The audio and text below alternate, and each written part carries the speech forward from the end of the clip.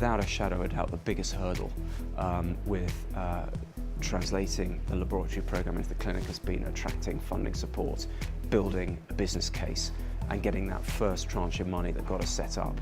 For us, the biggest hurdle is the pathway to the hospital.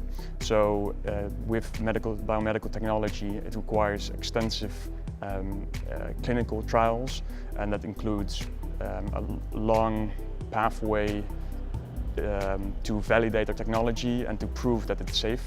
The thing I expected to be much easier and faster than it has been is actually getting grant funding for certain pieces of tech development. As a science company, there's a lot of grant funding out there, and it's really powerful to get hold of it because it's non-dilutive capital and it really just funds good R&D. But actually understanding how long it takes to get a grant, the submission process is long, waiting for the right grant to come around for your company and your technology, and then having the submission and preparing a good grant proposal, and then getting that grant, and like the actual time to starting it. The time from when you think about I want to go get some grants to when you actually get them is way longer than I thought it was going to be. I think a big challenge was the UK's, and especially the UK biotech sector, is quite risk averse relative to the US.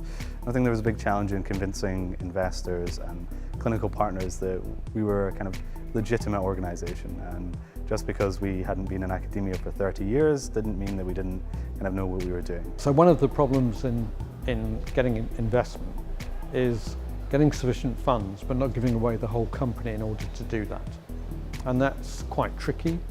It's important to agree with your investors from the outset what the valuation of the company is on day one. So if you have an idea and data, you can normally get a significant price for them to invest at.